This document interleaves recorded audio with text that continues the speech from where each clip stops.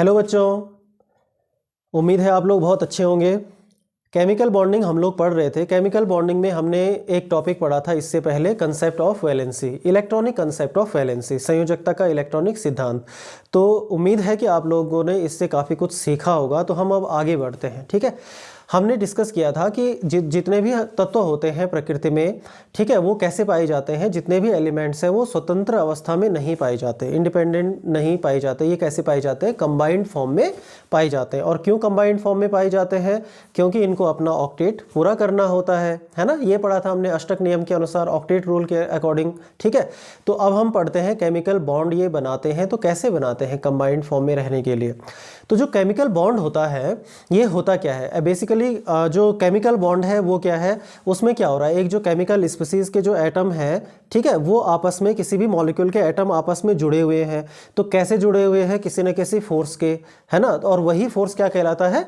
Chemical bond कहलाता है। तो केमिकल बॉन्ड क्या होता है? केमिकल बॉन्ड होता है attractive force between the atoms of any chemical species, ठीक है। तो किसी भी केमिकल स्पीसीज के बीच में जो अट्रैक्टिव फोर्स लगता है, जो उन दोनों एटम्स को आपस में जोड़े रखता है, उसी को हम क्या कहते हैं? केमिकल बॉन्ड कहते हैं, ठीक है। अब ये केमिकल बॉन्ड कितने प्रकार के होते हैं? देखो, केमिकल बॉन्ड, तो जो केमिकल बॉन्ड है ये कई प्रकार के होते हैं, जैसे इलेक्ट्रोवेलेंट, दूसरा क्या होगा?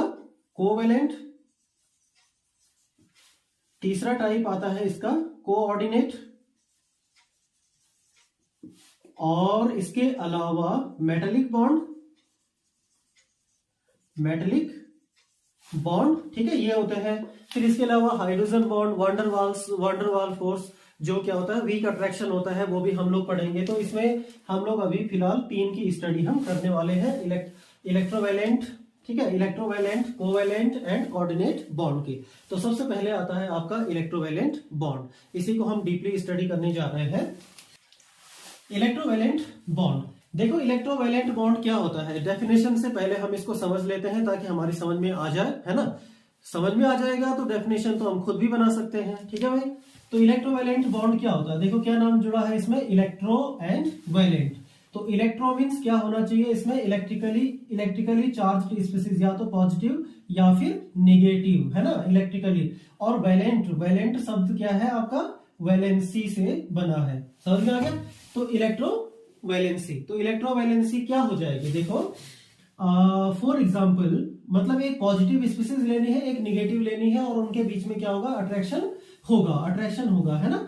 तो देखो जैसे सोडियम है बच्चों, तो सोडियम, ये जो मेटल्स होते हैं, धातुएं होती हैं, इनमें क्या रहता है? Positive charge. कैसे आता है पॉजिटिव? कि जो सोडियम होगा वो क्या करता है? इलेक्ट्रॉन्स को रिलीज करेगा, है ना, इलेक्ट्रॉन्स को रिलीज करेगा। तो इस पे पॉजिटिव चार्ज आ जाएगा। क्यों? ऑक्टेट रूल के अनुसार इसको क्या करना है? 281, इसका आउटर मोस्ट इलेक्ट्रॉन लूज करेगा। तो लूज कर लिया इसने, रिलीज कर लिया इसने, तो पॉजिटिव चार्ज आ गया। और जो क्या होते हैं? नॉन मेटल्स होते हैं, सभी नहीं, जिनके आउटर मोस्ट सेल में बताया था कि 5, 6 या 7 अगर इलेक्ट्रॉन हो तो ये क्या करते हैं? इलेक्ट्रॉन्स को एक्सेप्ट करेंगे। तो सपोज हम एग्जांपल लेते हैं क्लोरीन का। क्लोरीन के आउटर मोस्ट सेल में कितने इलेक्ट्रॉन होते हैं? 7 इलेक्ट्रॉन होते हैं, 1 इलेक्ट्रॉन चाहिए। तो जो इलेक्ट्रॉन इसने डोनेट किया है, उस इलेक्ट्रॉन को यह क्या कर लेगा? रिसीव कर लेगा। और जब ये रिसीव करेगा तो इस पे क्या आ जाता है बच्चों? एक निगेटिव चार्ज, ठीक है। अब क्या होगा कि जो आपको पता है कि पॉजिटिव और निगेटिव के बीच में क्या होगा? अट्रैक्शन होगा। तो इस पॉजिटिव और निगेटिव आयन के मध्य क्या होता है? एक strong electrostatic force of attraction. तो इलेक्ट्रोस्टैटिक फोर्स ऑफ अट्रैक्शन जब होगा तो ये क्या बन जाएगा? ये बन जाएगा NaCl, है ना। NaCl बन गया। अब इसके जो चार्ज है, अपोजिट चार्ज है, तो कैंसिल हो जाएगा। तो ये NaCl का एक मॉलिक्यूल बन गया। कैसे बना? बहुत इजी था। सोडियम ने क्या किया? एक इलेक्ट्रॉन रिलीज किया। क्यों? स्टेबिलिटी में आने के लिए। क्लोरीन ने एक इलेक्ट्रॉन एक्सेप्ट किया स्टेबिलिटी में आने के लिए। अब दोनों स्टेबल तो है, लेकिन ये आयनिक स्पीसीज है जो क्या करते हैं? अपोजिट आयन को अट्रैक्ट करती हैं। तो वही इलेक्ट्रोस्टैटिक फोर्स ऑफ अट्रैक्शन, इन दोनों के बीच में क्या लग जाएगा?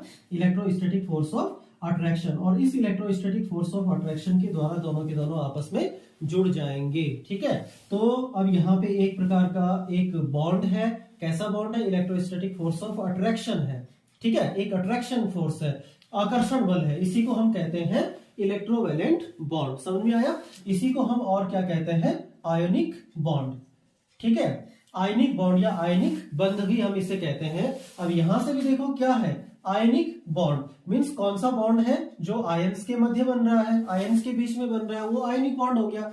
तो ये आपके आयन ही तो है, आयन के मध्य जो बॉन्ड बन गया उसको हम कहेंगे इलेक्ट्रोवैलेंट बॉन्ड। ठीक है, तो अब हम इसकी डेफिनेशन पढ़ सकते हैं क्योंकि हम समझ चुके हैं कि ये क्या होता है ना, बहुत ही इजी है। तो क्या होगा ये तो ये होता है एक इलेक्ट्रोस्टैटिक फोर्स ऑफ अट्रैक्शन। ये बॉन्ड है क्या? बॉन्ड है electrostatic force of attraction which holds oppositely charged ion together. ठीक है, ये एक इलेक्ट्रोस्टैटिक फोर्स ऑफ अट्रैक्शन है जो opposite charge means positive negative charge को आपस में आकर्षण बल के द्वारा क्या होता है? जोड़े रखता है। उसको हम क्या कहते हैं? इलेक्ट्रोवैलेंट बॉन्ड कहते हैं। बहुत सिंपल है। ठीक है, तो अब हम इसके एग्जाम्पल समझेंगे। इलेक्ट्रोस्टैटिक बॉन्ड को समझने के लिए बस माइंड में क्या रखना है? आयनिक बंध है, आयन के मध्य बनेगा। इलेक्ट्रोवैलेंट है, इलेक्ट्रोवैलेंट का मतलब पॉजिटिव या फिर नेगेटिव स्पीशीज के बीच में अट्रैक्शन फोर्स, बस यही है इलेक्ट्रोवैलेंट बॉन्ड। इसको हम कई तरीकों से हम दिखा सकते हैं। ठीक है, अब हम एक NaCl का एग्जाम्पल ले रहे हैं। एक तो मैंने अभी आपको बता दिया है ना, चलो दोबारा से देखो। ये है आपका Na है। Na क्या करता है बच्चों? Na क्या करेगा? इस पे एक इलेक्ट्रॉन को, वन इलेक्ट्रॉन को रिलीज करेगा तो एक पॉजिटिव चार्ज आएगा। Cl क्या करता है? वन इलेक्ट्रॉन को रिसीव करता है तो इस पे निगेटिव चार्ज आता है। ठीक है, अब ये जो अपोजिटली चार्ज्ड आयन है ये एक दूसरे को due to electrostatic force of attraction ये दोनों के दोनों क्या हो जाएंगे? आपस में ऐड हो जाएंगे, है ना, फोर्स के द्वारा आपस में जुड़ जाएंगे। तो क्या बन गया? सोडियम क्लोराइड का मॉलिक्यूल बन गया। एक तरीका ये है कि इस तरीके से हम इसको दिखा सकते हैं। सेकंड हम क्या कर सकते हैं? सेम इसी का एग्जांपल ले लेते हैं समझने के लिए। देखो, इस बार हम बनाएंगे इनका एटम। ठीक है, तो ये इसका न्यूक्लियस हो गया सोडियम का, first, second and third shell Na। ठीक है, इसमें कितने इलेक्ट्रॉन है बच्चों? 2 इलेक्ट्रॉन है इसमें। 1 2 3 4 5 6 7 8 इलेक्ट्रॉन। और लास्ट शेल में इसकी आता है कितना इलेक्ट्रॉन? 2 8 1। लास्ट में 1 इलेक्ट्रॉन आता है। अब ये जो सोडियम है ये किससे ऐड हो रहा है? क्लोरीन से हो रहा है। तो क्लोरीन का जो एटम होगा, देखो फर्स्ट सेकंड थर्ड शेल इसमें भी, क्योंकि तीसरे आवर्त का है, थर्ड पीरियड का है, तो इसमें भी 2 इलेक्ट्रॉन, 1 2 3 4 5 6 7 8 इलेक्ट्रॉन एंड लास्ट में 7 होते हैं ना, तो 2 3 4 5 6 एंड 7 इलेक्ट्रॉन, 2 8 7 किसमें है? ये क्लोरीन का एक एटम है। ठीक है, अब क्या होगा? ट्रांसफर ऑफ इलेक्ट्रॉन हो रहा है ना, तो इसने क्या किया? यहां से एक इलेक्ट्रॉन को ट्रांसफर किया किसमें? क्लोरीन में। तो जब एक इलेक्ट्रॉन को इसने रिलीज किया यहां से, इसने इसको एक्सेप्ट किया, तो अब क्या बन गया होगा? अब ये बन गया होगा, देखो first shell second shell, chlorine की आउटर मोस्ट सेल अब क्या हो गई है? खत्म हो चुकी है। 1 इलेक्ट्रॉन था, 1 इलेक्ट्रॉन इसने रिलीज किया तो इतना ही रह गया। तो 1 2 3 4 5 6 7 एंड 8 इलेक्ट्रॉन। अब देखो बच्चों, इसने क्या किया? 1 इलेक्ट्रॉन रिलीज किया, 1 इलेक्ट्रॉन इसने रिलीज किया तो 2 शेल रह गई इसके बाहर, मींस 2 8 इसका इलेक्ट्रॉनिक कॉन्फ़िगरेशन हो गया और आउटर मोस्ट में इसके 8 इलेक्ट्रॉन आ गए। तो अब ये क्या हो गया है? स्टेबल हो चुका है, लेकिन इस पे क्या आ गया? एक पॉजिटिव चार्ज आ गया। समझे? अब क्लोरीन में क्या हुआ? आउटर मोस्ट सेल में 1 इलेक्ट्रॉन ऐड होने की वजह से आउटर मोस्ट सेल का जो इलेक्ट्रॉनिक कॉन्फ़िगरेशन है वो क्या हो जाएगा? देखो, ये इसका न्यूक्लियस हो गया, first shell second shell third shell, इसमें देखो 2 इलेक्ट्रॉन है, 1 2 3 4 5 6 7 8 इलेक्ट्रॉन इसमें सेकंड वाली सेल में, और थर्ड वाली में कितने हो गए? अब 8 इलेक्ट्रॉन हो गए जब यह इसको रिसीव कर लेगा। तो 1 2 3 4 5 6 7 8 इलेक्ट्रॉन, 2 8 8 किसका? क्लोरीन। लेकिन क्लोरीन पे क्या आ जाएगा? एक नेगेटिव चार्ज आ जाएगा। ठीक है भाई, तो क्लोरीन पे आ गया एक नेगेटिव चार्ज और ये इसका इलेक्ट्रॉनिक कॉन्फ़िगरेशन हो गया। ठीक है, लेकिन क्या होगा? अपोजिट चार्ज के कारण इनके बीच में क्या होगा? Strong force of attraction, electrostatic force, जिसके कारण दोनों आपस में जुड़ जाएंगे, है ना। तो 2 तरीके थे जिनसे हम आयनिक बॉन्ड को क्या कर सकते हैं, रिप्रेजेंट कर सकते हैं। तीसरा तरीका भी है, मतलब एग्जाम में आप कैसे भी इसको दिखा सकते हो, है ना। तीसरा तरीके में हम क्या करेंगे कि इलेक्ट्रॉन डॉट स्ट्रक्चर से इसको दिखाएंगे। किससे? इलेक्ट्रॉन डॉट स्ट्रक्चर से। ठीक है भाई, क्या होता है electron dot structure? Electron dot structure होता है कि हम किसी भी एलिमेंट के केवल एटम को केवल उसका सिंबल लिखते हैं और उसके आउटर मोस्ट सेल में जितने इलेक्ट्रॉन होंगे उन इलेक्ट्रॉन को दिखाते हैं केवल, है ना। तो क्या करेंगे, जैसे Na के लिए हम क्या करेंगे, इसके आउटर मोस्ट सेल में कितने इलेक्ट्रॉन है? 1 इलेक्ट्रॉन है। थर्ड, है ना, इसके आउटर मोस्ट में 1 इलेक्ट्रॉन है तो इसको दिखा दिया हमने, ये इलेक्ट्रॉन, ये इसका इलेक्ट्रॉन डॉट स्ट्रक्चर बन गया। समझे? तो आपको, आप देखो इलेक्ट्रॉन डॉट स्ट्रक्चर बनाना भी सीख गए, है ना। किसी भी एलिमेंट के एटम का जो सिंबल होगा वो सिंबल को लिखेंगे और केवल आउटर मोस्ट इलेक्ट्रॉन्स को हम इसमें दिखाते हैं। आउटर मोस्ट जो शेल होती है उसको हम वैलेंसी सेल कहते हैं and the electron present in valency shell are called valency electron. तो हम केवल वैलेंसी इलेक्ट्रॉन दिखाएंगे। तो ये हो गया, है ना। और Cl का वैलेंसी इलेक्ट्रॉन कितने हैं? 7 है। तो 1 2 3 4 5 6 7 इलेक्ट्रॉन, है ना। अब क्या होगा, यहां से ट्रांसफर ऑफ 1 इलेक्ट्रॉन, एक इलेक्ट्रॉन का ट्रांसफर होगा इसमें। और देखो ये क्या बन गया, ये बन गया आपका NaCl, Na positive, Cl negative, या हम इसको लिखते हैं NaCl। ठीक है, तो ये 3 तरीके थे रिप्रेजेंटेशन के जिसके थ्रू हम क्या करते हैं, इलेक्ट्रोवैलेंट बॉन्ड को दर्शाते हैं या दिखाते हैं। ठीक है, तो मुझे लगता है कि ये समझ में आपकी आ गया होगा। अब हम एक एग्जाम्पल और ले लेते हैं। ठीक है, तो हम इसका अब एक सेकंड एग्जाम्पल पढ़ लेते हैं। सेकंड एग्जाम्पल, कोई भी आयनिक कंपाउंड ले सकते हो, जैसे MgF2 ले लिया हमने, है ना, मैग्नीशियम डाइफ्लोराइड। तो मैग्नीशियम डाइफ्लोराइड लिया हमने, तो देखो भाई जो मैग्नीशियम है इसका पहले हम क्या बनाएंगे, इलेक्ट्रॉन डॉट स्ट्रक्चर बनाएंगे। इसका एटॉमिक इलेक्ट्रॉनिक कॉन्फ़िगरेशन 282, यही होता है ना, 12 एटॉमिक नंबर है। तो आउटर मोस्ट में 2 इलेक्ट्रॉन है ना। अब क्या होगा, ये सपोज फ्लोरीन के साथ जुड़ता है तो 1 2 3 4 5 6 एंड 7 इलेक्ट्रॉन फ्लोरीन के आउटर मोस्ट सेल में। तो ये क्या करेगा, 1 इलेक्ट्रॉन इसको क्या करेगा, डोनेट कर देगा, एक इलेक्ट्रॉन दे देगा। लेकिन अभी भी इसके पास 1 इलेक्ट्रॉन है तो अभी ये भी स्टेबल फॉर्म में नहीं आया है। तो एक सेकंड फ्लोरीन 1 2 3 4 5 6 एंड 7, ये सेकंड वाले को भी क्या कर लेगा, इसको डोनेट कर देगा। तो इसने दोनों इलेक्ट्रॉन अपने डोनेट कर दिए हैं, दोनों फ्लोरीन ने उनको एक्सेप्ट कर लिया है। फ्लोरीन का जो क्या होगा, इलेक्ट्रॉनिक कॉन्फ़िगरेशन ये होता है, 1 इलेक्ट्रॉन लेके आउटर मोस्ट सेल में 8 इलेक्ट्रॉन पूरे हो जाएंगे, है ना। तो ये क्या बनेगा भाई, ये बनेगा, देखो Mg जब 2 इलेक्ट्रॉन रिलीज करेगा तो इस पे 2 पॉजिटिव चार्ज आ गया। ठीक है, और जो फ्लोरीन है, फ्लोरीन पे क्या हुआ होगा, ये जो फ्लोरीन है, हमारे पास कितने फ्लोरीन है, 2 फ्लोरीन है ना, और 1 फ्लोरीन को देखेंगे तो 1 2 3 4 5 6 7 और 8। अब इसके पास 8 इलेक्ट्रॉन हो चुके हैं और क्या आ गया, एक नेगेटिव चार्ज आ गया। और फ्लोरीन कितने हैं, 2 है ना, फ्लोरीन 2 है। तो अब हम इसको और क्या लिख सकते हैं, ये जो इलेक्ट्रोस्टैटिक फोर्स ऑफ अट्रैक्शन है दोनों अपोजिटली चार्ज स्पीसीज के बीच, तो इसके कारण इसको हम कैसे लिख सकते हैं, MgF2 लिख सकते हैं। समझ में आया, इसके बीच में क्या आ जाएगा, एक इलेक्ट्रोस्टैटिक फोर्स ऑफ अट्रैक्शन, है ना।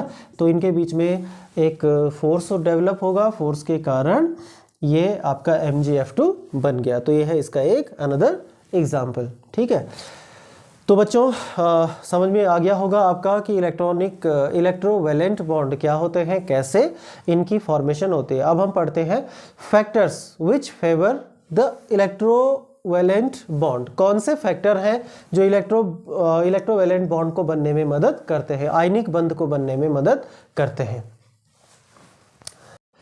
तो फैक्टर्स में पहली बात करते हैं, फैक्टर्स जो इलेक्ट्रोवैलेंट बॉन्ड आयनिक बंध बनने में मदद करते हैं वो कौन से फैक्टर हैं। सबसे पहले आता है आपका आयनाइजेशन एनर्जी, आयनाइजेशन एनर्जी। ठीक है, आयनन ऊर्जा।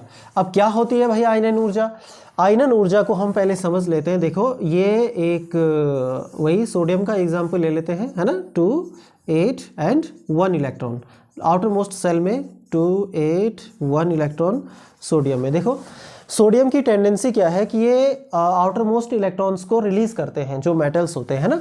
तो एनर्जी की वह मात्रा, है ना, कम से कम वह एनर्जी जो हम इसको प्रोवाइड करवाएंगे और इस इलेक्ट्रॉन को हम यहाँ से बाहर निकाल लेंगे, है ना। तो क्या कहेंगे, the amount of energy which is required to remove one electron from outermost shell of any atom in gaseous state. जब ये गैसियस स्टेट में होगा तब इसके आउटर मोस्ट सेल से एक इलेक्ट्रॉन निकालने के लिए जितनी ऊर्जा की आवश्यकता होगी उसको हम क्या कहते हैं, आयनाइजेशन एनर्जी कहते हैं। ठीक, तो बहुत कम आयनाइजेशन एनर्जी यूज करके हम इसको क्या कर सकते हैं, बाहर निकाल सकते हैं। तो इसका मतलब, और जैसे ही यह इलेक्ट्रॉन बाहर निकलेगा ये क्या बन जाएगा, ये बन जाएगा Na+। Na+ का मतलब ये आयन बन जाएगा, है ना। तो आयन बन के ये किस फॉर्म में आ गया, स्टेबल फॉर्म में आ गया, स्टेबल फॉर्म में आ गया, लेकिन आयनिक फॉर्म में है तो मोर रिएक्टिव है। ठीक है, तो आयनाइजेशन, अब इलेक्ट्रोवैलेंट बॉन्ड बनने के लिए क्या चाहिए, आयन चाहिए। आयन कैसे बनेगा, आयनाइजेशन एनर्जी से आउटर मोस्ट सेल को इलेक्ट्रॉन को निकाल के बनेगा। तो इसका मतलब क्या है कि लो आयनाइजेशन एनर्जी फेवर करती है इलेक्ट्रोवैलेंट बॉन्ड को बनने में, और जितनी जल्दी आपका आयन बनेगा उतनी जल्दी ये तैयार हो जाएगा किसके लिए, बॉन्ड फॉर्मेशन के लिए, है ना। तो फर्स्ट जो आपका फैक्टर था वो था लो आयनाइजेशन एनर्जी। सेकंड है इलेक्ट्रॉन एफिनिटी। इलेक्ट्रॉन एफिनिटी, ठीक है। इलेक्ट्रॉन एफिनिटी मतलब इलेक्ट्रॉन बंधुता। तो इलेक्ट्रॉन बंधुता होती क्या है, क्लोरीन का ही एग्जाम्पल ले रहे हैं। ये आपका न्यूक्लियस हो गया, first second and third shell. First में आपके 2 इलेक्ट्रॉन है, सेकंड में 1 2 3 4 5 6 7 8 इलेक्ट्रॉन, थर्ड में 1 2 3 4 5 6 7 इलेक्ट्रॉन है। ओके, अब क्या होगा, इसमें एक इलेक्ट्रॉन की जरूरत है कि नहीं है, 2 8 7, 1 इलेक्ट्रॉन की रिक्वायरमेंट है।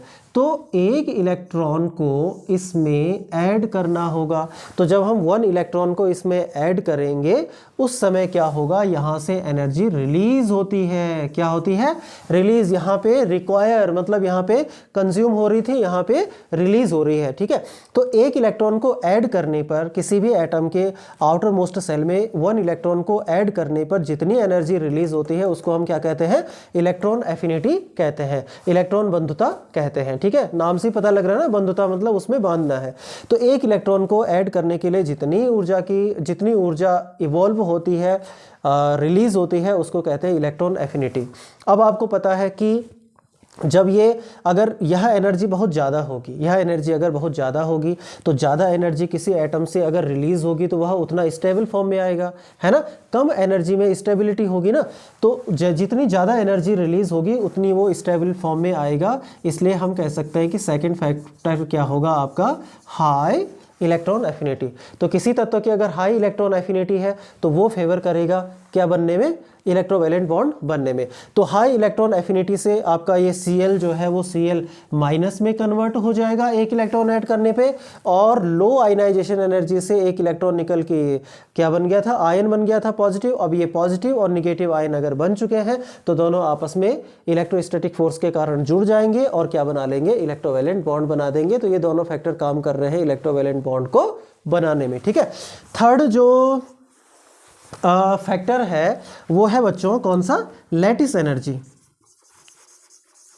लैटिस एनर्जी, अब भाई लैटिस एनर्जी क्या होता है, हमने क्या कहा कि जितने भी जो आयनिक कंपाउंड होते हैं, इलेक्ट्रोवैलेंट कंपाउंड होते हैं या आयनिक यौगिक होते हैं, वो किस फॉर्म में पाए जाते हैं, लैटिस। लैटिस का मतलब वो एक क्रिस्टलाइन स्ट्रक्चर होता है, इनका क्या होता है, क्रिस्टलाइन स्ट्रक्चर होता है। तो जब भी कोई आयन, पॉजिटिव आयन किसी निगेटिव आयन, ये दोनों के दोनों जब क्या होते हैं, एक दूसरे से अट्रैक्ट होते हैं, अपोजिट चार्ज आयन जब अट्रैक्ट होते हैं और अट्रैक्ट होने पे इलेक्ट्रोवैलेंट बॉन्ड के कारण ये जब एक यौगिक बनाएंगे, कंपाउंड बनाएंगे, तो उस समय भी यहाँ से large amount of heat is evolve, यहाँ पे भी बहुत अधिक मात्रा में एनर्जी निकलती है और उसी एनर्जी को कहते हैं हम लैटिस एनर्जी। जब कोई क्रिस्टल लैटिस बनता है, क्रिस्टल बनेगा आयनिक कंपाउंड का, तो उस समय इनके जो बॉन्ड होगा, जो बॉन्ड फॉर्मेशन होगी, वहाँ पे बहुत अधिक मात्रा में ऊर्जा निकलती है, एनर्जी निकलती है, उसको कहते हैं हम लैटिस एनर्जी। ठीक है, तो जितनी ज़्यादा लैटिस एनर्जी होगी उतना ज़्यादा बॉन्ड फॉर्मेशन क्या होगा, स्ट्रॉन्ग होगा, स्ट्रॉन्ग बॉन्ड बनेगा, जितनी ज़्यादा एनर्जी निकलेगी। समझ में आ गया। तो अब एक चीज़ और देखनी है हमने कि अगर आयन का साइज छोटा है, अगर आयन का साइज क्या है, स्मॉल है आयन का, जैसे ये एक आयन हो गया पॉजिटिव आयन और एक क्या हो गया आपका निगेटिव आयन, तो अगर इनका साइज छोटा है, ठीक है, तो छोटा होने के कारण इनमें जो बॉन्ड फॉर्मेशन होगी वो कैसा बॉन्ड बनेगा, स्ट्रॉन्ग बॉन्ड फॉर्मेशन होगी, ठीक है, स्ट्रॉन्ग बॉन्ड फॉर्मेशन इनमें होती है। और अगर आयन का साइज बड़ा होता है तो इंटरमॉलिक्यूलर या फिर इंटर आयनिक जो डिस्टेंस है वो बढ़ जाती है, जिससे इसका जो बॉन्ड है वो कैसा बनेगा, वीक बॉन्ड फॉर्मेशन इनमें होती है। तो स्ट्रॉन्ग बॉन्ड फॉर्मेशन के लिए क्या चाहिए, आयन का जो साइज है वो छोटा होना चाहिए, ठीक है, और अगर आयन का साइज बड़ा होता है तो इसमें वीक बॉन्ड फॉर्मेशन होती है, ठीक है। तो ये क्या थे, कुछ फैक्टर्स थे जो फेवर करते हैं इलेक्ट्रोवैलेंट बॉन्ड को बनने में, ठीक है। अब नेक्स्ट जो लेक्चर आएगा हमारा वो आएगा इलेक्ट्रोवैलेंट बॉन्ड की प्रॉपर्टीज़ पे, इलेक्ट्रोवैलेंट कंपाउंड की प्रॉपर्टीज़ या फिर कैरेक्टरिस्टिक्स हम नेक्स्ट लेक्चर में पढ़ेंगे, और उसके बाद फिर कोवैलेंट एंड कोऑर्डिनेट को स्टडी करेंगे। तो बच्चों, अगर आपको वीडियोस इंफॉर्मेटिव लग रहे हैं और वाकई में आपका अंडरस्टैंडिंग लेवल थोड़ा सा बढ़ रहा है, इंक्रीज हो रहा है, या जितना पढ़ाया जा रहा है वो आपकी समझ में आ रहा है, तो ज़रूर वीडियो को लाइक शेयर करें, शेयर उनको करें जिनको भी इन वीडियोस की ज़रूरत है ना, और चैनल को सब्सक्राइब करें। Thank you.